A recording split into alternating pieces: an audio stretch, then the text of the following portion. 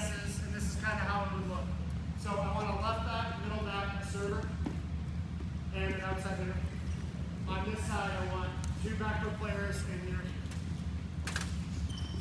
the coach are going to need this stuff. We're going to stay with you. Left back. Everyone else, peace out. Get off. Left back. Need a middle back. Perfect. Good. And an outside hitter. Here we go. So a little bit deeper drop for me, a little bit this way. Coach, you can instigate it here. So we had a real player serving. This was not a setter. And what we wanted was a ball passed high and off, ball set high and off the net, and our outside hitters were hauling off on balls cross court. All right, so our left front would slide back to 10 feet, 10 feet, 10 feet, 10 feet. Like you're playing defense, I'm about to hit it. Good. From there, if they could dig it and throw a high ball outside, you guys are in the same thing. It's basically one big giant out of system drill. Okay, so the first phase was this. Let's just give it a try. Ball gets served, good. Set it high. Hit, hit, hit. Good. Freeze. Do it again.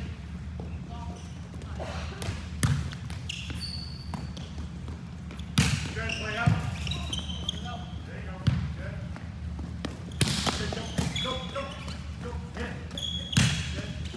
Good. Freeze. Okay. So what you're seeing out of the gate and what we identified in the fall is we had to get better at out of system stuff that wasn't from a setter. So our outside hitters, our back row liberos, people had to be able to bump set or set balls better. Basically, that's happening here in a control space. On that side, you guys are going to just figure it out and make it happen, right? So ball number one was that. Ball number two was from a coach here that would hit a ball at one of you two, and the other one would have to bail it out. Does that make sense? So let's do the whole series. Balls here.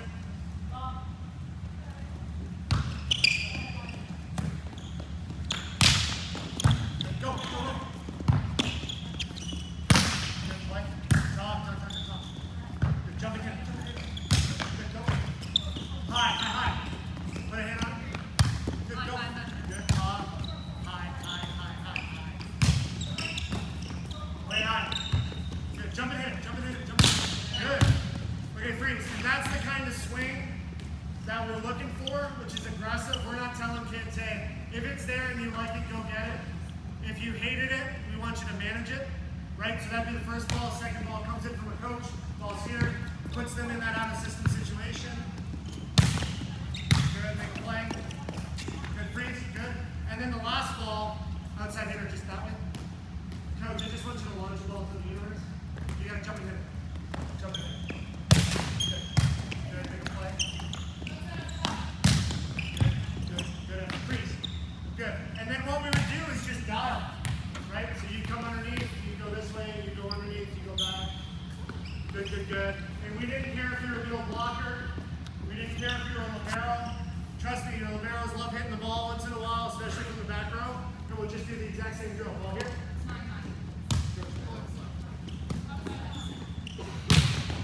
Good, make a play. Hit. Good, and this one, ball's here. Jump and hit. Good, and this one, coach. One out, launching. Yeah. Jump, go get it. Good. Everyone got that? Okay, so coaches, we spent probably 15, 20 minutes on that. We'd come in, we'd warm up, we'd play some backboard stuff, they'd throw, they'd serve, whatever we might do. Then when we did breakout stuff, we'd take the setters, and if you only have one gym and it's only you, setters can get on a wall, setters can do partner work. You've got one court with everyone else. All you would need is you. You'd have a player serve.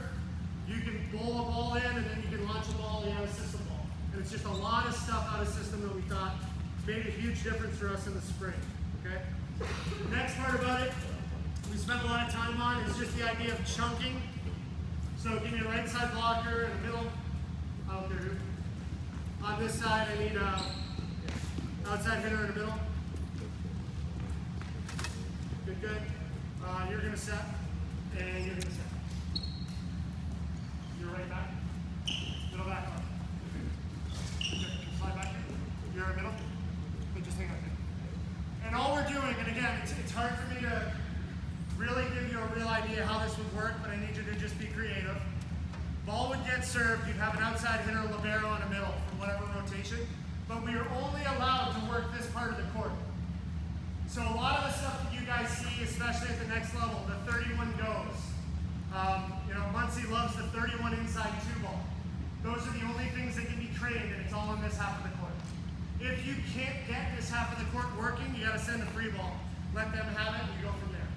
Make sense? So again, let's just run like a 2 ball in the middle, and we'll run a ball outside and keep it really simple. And we just call it chunking. If you guys get the ball back, you can control it. Just set a ball above her, ball back over to her.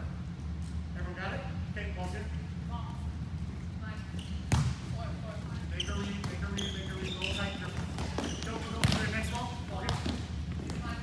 Keep talking, guys. What do you see? What do you see? What do you see? Go. Good. Easy. Good. Play. Give it to her. Good. Play. Good. Freeze. Okay, so that's the concept. You can do it on this side of the court where you chunk. Obviously, just go to that way for it. All the way over. Keep going. You're about here. Okay. We're doing the same thing this way. And depending on how creative you are offensively or what you want to do, this is the wide slide 2 ball stuff. This is the 31 jet stuff. Whatever your offense is, you can do it. And you're trying to stress out your blockers. So if the first touch is pretty good and it's on top of the setter's forehead, we're just worried about how to defend that.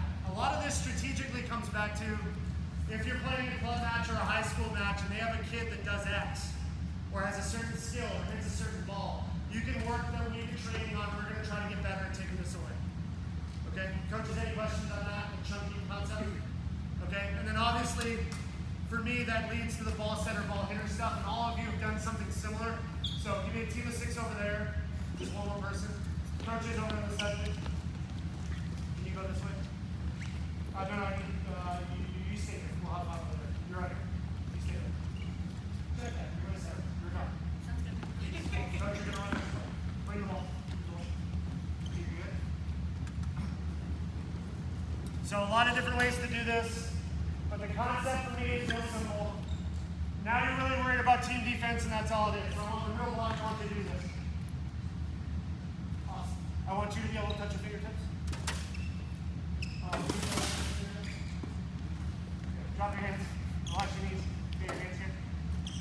Good. So this would be kind of a bunch read. Yada yada. We're going to have a back set. A back set and a high ball. That's really all we're working on right now. Coach is going to do the following. She's going to toss you a ball. You're going to set it to her. Then you're going to pass it to her. Let's be nice for her hamstrings. Right? So the ball gets tossed. You set it to me. Good. And then I give you a ball like this. And now you guys are playing. Good. Freeze. Okay, good. So that would be done. You guys are back in the bunch. Right?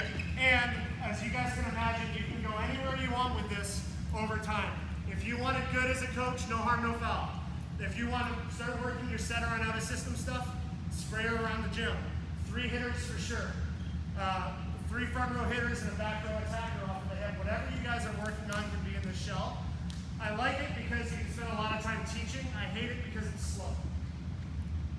But not every drill is we've got to play hard as heck drill, especially if you're teaching your setter. Why did you do that? What are you thinking? What did you see? You're running back this way and trying to make the hero set. Set the easy ball. Right? Let's make it easy and hittable, then we can be more deceptive, then you can become All-American. But for now, let's just control the ball. Show a few more.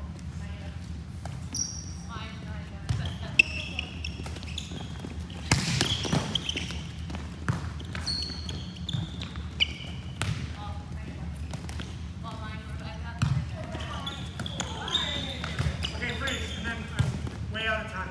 I want to show you one more drill, and we'll be done with it for the day. On this side, I want a libero. Good, and then a setter is good, and then a front row attacker, team of 6. Okay, you will do the following. Game is 6-on-4. The national teams, both the men and women, do this a ton. And I absolutely fell in love with it 2 or 3 years ago, and we'll do it for 15, 20, 30 minutes of practice. Ball will be served from a player. Okay? All 3 of you are in service seats. Slide in. Okay? These wing players are allowed to attack in the front row, but they have to defend in the back row. Concept is we get the ball, we have the advantage. Okay? Versus a team of 6. When the team of 6 has the ball, our setter will be in front row and be able to block, but you guys got to defend in the back row. There'll be a serve ball. You roll the ball, right? And I'll kind of show you the tempo of this and how it looks. So coach, you just serve the ball, lob the ball over. You guys are going to get a serve ball, then a down ball, free ball. Here we go.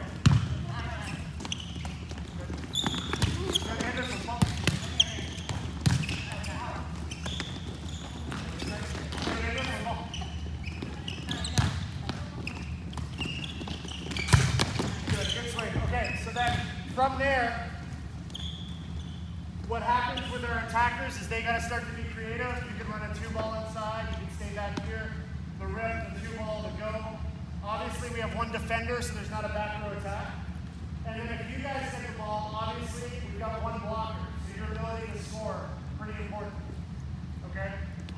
Last thing I'll show you is slide over that one. Come on, Ricky. Okay, slide over. That way, Coach GB will not. Okay? And just the last shell drill, that's a pet drill. I think it's important and a great one. 5-on-5, no middle. Alternating down balls or bowls from your coaches. Okay? So, you switch reserves. You're on one side. Ball gets full to you guys. Good ball. You're the center. Good. Here's what this works. In the college game especially, if you're one-on-one as an attacker, you better score. If you're a blocker one-on-one in college, you better be able to stuff balls. If you're a defender in college one-on-one behind one-on-one blocker, you gotta make plays. It's really easy to dig with a triple block and you're around the edge of it. Simple stuff. What's really, really hard is all of these one-on-one matchups. And then the ball that gets entered from the coach, this is where it gets fun because if it's a free ball or a down ball to your little people, they better stick it. And I can make it gnarly and move them around the gym. But we play this games to 5. Winning team stays. So your reward when you win is you get to keep playing. And it becomes a badge of honor, especially for kids. Quick story about Megan Hodge, who was the player of the year. She left practice the one day in full-blown tears because she was getting her butt kicked in this drill. Just left, crying, left. Comes into the office after and goes, I'm never losing that drill again.